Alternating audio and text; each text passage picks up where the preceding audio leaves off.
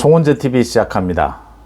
윤석열 후보의 부인인 김건희 씨의 인기가 연일 화제입니다. 그러니까 김건희 씨의 그 팬카페 이름이 건사랑입니다. 이 회원 수가 지난달 만들어질 때는 200명으로 출발을 했는데, 그러니까 지난 16일 MBC에서 김건희 씨의 그 전화 녹취 방송이 있고 난 다음에 폭발적으로 늘기 시작해서 조금 전까지 35,000명을 넘었다라고 합니다. 200명에서 지금 며칠 사이에 35,000명으로 늘었다. 법원에서 결정도 이제는 뭐 거의 다 방송을 하라라고 허용하는 쪽으로 나오고 있습니다. 그러니까 그 7시간 40분에 대한 내용은 모두가 공개가 된다, 이렇게 보시면 되겠습니다. 계속 방송을 할 것이다. MBC도 계속 방송을 하겠다라고 하니까 이 팬 카페에서 이제 MBC 앞에 가서 시위도 하겠다 이러고 있습니다. 김건희 씨에 대한 인기, 적폐들을 입 다물게 만드는 호탕함이 있다, 통쾌하다, 당당하다, 압도적인 정권 교체다, 이렇게 김건희 씨에 대한 찬사 쏟아지고 있습니다. 이렇게 김건희 씨에 대한 찬사가 쏟아지고 있으면서 그 끝에는 이제 대선 국면에서 김건희 씨가 전면 등판해서 윤석열 후보를 도와서 대선 승리로 가야 한다, 이렇게 계속 이야기가 이어지고 있습니다. 이게 왜 위험한 것인지, 이게 왜 함정인지 제가 말씀을 드리고자 합니다. 그러니까 정치권에서 박근혜 전 대통령이나 이명박 전 대통령이나 유력한 정치인들에게 많은 사람들이 공개적으로 아부를 하고 그 이후에 정치권에 입문을 해서 성공하는 사람들도 많았고 이렇습니다. 권력 앞에 아부하는 것, 처음에는 모두 다가 저게 받아들여지겠느냐라고 생각하지만 그게 계속 되풀이되면 나중에는 전혀 다른 상황이 된다라고 하는 점입니다.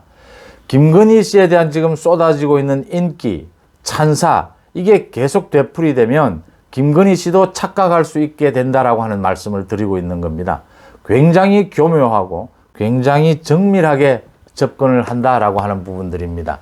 그러니까 지금 김건희 씨의 통화 녹취 건이 방송이 됐고 MBC에 의해서 지금 유튜브에 의해서도 다 공개가 되고 있습니다. 모두가 공개가 됐는데 결정적인 한 방이 없었다라고 하는 것은 김건희 씨를 둘러싼 각종 의혹, 그동안 줄리 의혹이라든지 그 다음 윤석열 후보를 둘러싸고 혹시 터져 나올지 모를 그런 것들이, 워낙 사적인 통화 내용이 공개가 됐으니까 그런 것들이 없었다라고 하는 것이지, 지금 이 내용이 문제가 없었다라는 건 아니지 않습니까? 이 내용은 굉장히 문제가 많았습니다. 이제 공개가 다 되겠죠. 그런데 지금 팬 카페가 만들어지고 많은 찬사가 이어지고 있는데 이게 굉장히 위험하고 함정이라고 볼 수 있는 이유를 제가 말씀을 드리겠습니다. 특히 민주당 쪽에서 이런 얘기까지 합니다. 김건희 씨가 한 6개월 정도 기자와 통화를 하면서 그 녹취가 다 공개가 됐는데 내용 하나하나를 뜯어보면 김건희 씨가 모두 공개될 것을 예상하고 그 기자와 통화한 것이 아니냐, 이런 느낌까지 든다. 모두 계산된 것이 아니냐, 의도한 것이 아니냐, 이런 얘기까지를 합니다. 크게 문제가 될 게 없는 데다가 또 자신을 둘러싼 각종 줄리 의혹이나 이런 부분에 대해서는 아예 명쾌하게 해명이 됐다라는 점에서 모두 계산을 하고 그 기자와 통화를 한 것이 아니냐, 이런 얘기까지 나오고 있습니다. 전혀 계산된 것이 아닙니다. 김건희 씨가 그 통화 내용을 보면 이건 굉장히 문제가 많은 것들입니다. 크게 윤석열 후보에게 크게 정치적인 타격을 줄 것들이 아니다라는 것이지, 내용 면에서는 굉장히 문제가 많은 것이어서 이게 계산이 된 것이라면은 정말 말이 안 된다라고 하는 점입니다. 그 내용을 제가 몇 가지만 소개를 해드리면요. 첫째, 조국의 적은 민주당이라고 했습니다. 민주당 내부의 권력 투쟁에 의해서 조국 수사가 시작이 됐다라고 했습니다. 그 다음, 남편이 검찰총장입니다. 조국 수사를 하고 있습니다. 조국을 구속시키느냐 마느냐는 강력하게 항거하지 않았다면 구속시키지 않았을 수도 있다. 이런 말을 검찰총장의 부인이 한다는 게 얼마나 크게 위험하다라는 것을 조금이라도 안다면 이 말은 계산하고 할 수가 없는 것이죠. 그 다음, 안희정의 미투에 대해서 보수는 돈을 잘 챙겨줘서 크게 문제가 되지 않는다, 미투가 발생하지 않는다, 안희정의 미투 서로 좋아해서 발생한 일 아니냐, 이런 식의 얘기는 굉장히 위험한 것들이죠. 이게 계산되고 나온 발언이라면 그 발언, 그 계산은 잘못된 것입니다. 그 다음 결정적으로 자신에게 안 좋은 보도를 많이 하는 언론에 대해서 김건희 씨는 내가 권력을 잡으면 그냥 두지 않겠다라는 말까지를 합니다. 내가 권력을 잡으면 그냥 두지 않겠다. 김건희 씨가 어떻게 권력을 잡을 수 있는지 알 수가 없는 일이지만 내가 권력을 잡으면 그냥 두지 않겠다라고 했습니다. 정치적으로 전혀 훈련되지 않은, 정치적으로 전혀 세련되지 못한 그냥 일반적으로 주변에서 들을 수 있는 그런 정도의 그런 수준의 말입니다. 정치와 사회를 보는, 점 보는 이야기도 나오고 자기가 영적인 사람이고 도사와 이야기하기를 좋아한다.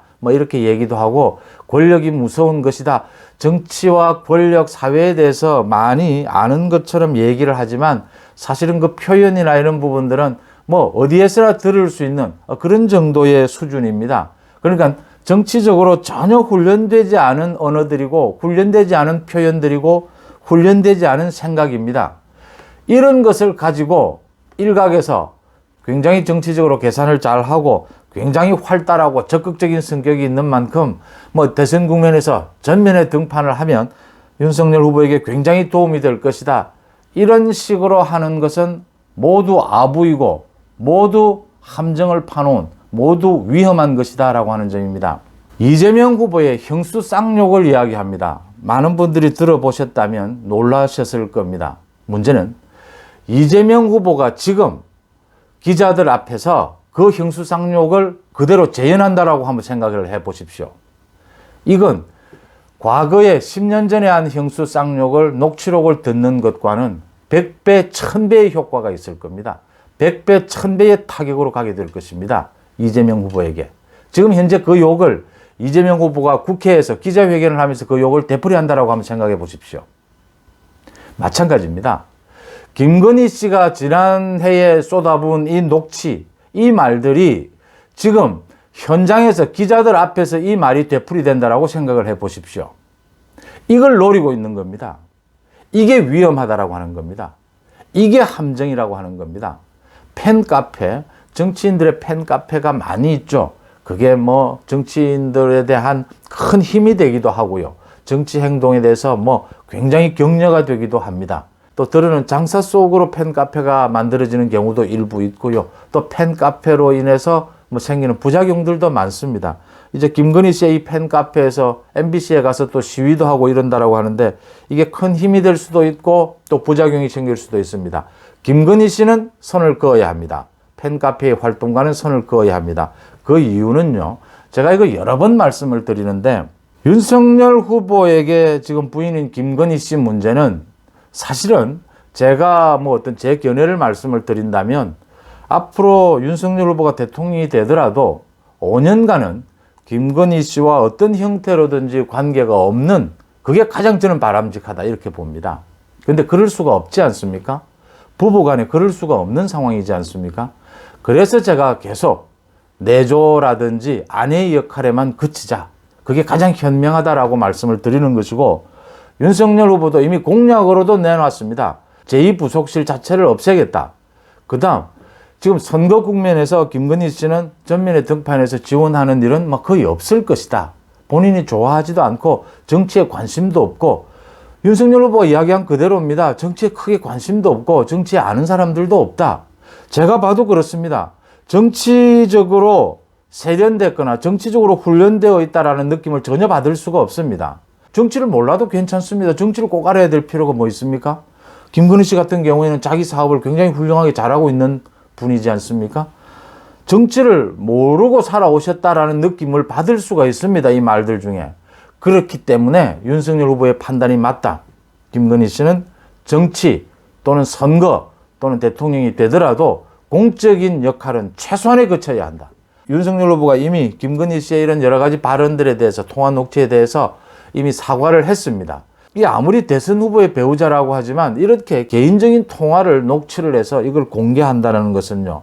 이게 워낙 불법적인 일이기 때문에 김건희 씨의 말이 조금 여러 가지 문제가 좀 있어도 미투라든지 여러 가지 수사 관련 문제가 좀 있어도 크게 문제 삼지 않는 것은 이 자체가 지금 불법이기 때문입니다. 김건희 씨가 지금 기자들 앞에 나오게 되면 만약 뭐 그렇지는 않겠지만 이건 뭐 개인적인 통화니까요. 기자들 앞에 만약 자주 서게 된다면 그래서 이런 식의 얘기, 지난해에 통화 녹취와 같은 이런 식의 얘기가 되풀이된다면 이건 윤석열 후보에게 결정적인 타격을 줄 수가 있다라고 하는 점입니다. 그만큼 위험한 요소도 많이 알고 있고 이미 민주당에서는 어제 이 건만 보시면 됩니다. 김의겸 의원이 또 사실을 왜곡을 합니다. 김의겸 의원의 거의 버릇처럼 되어가고 있는데요.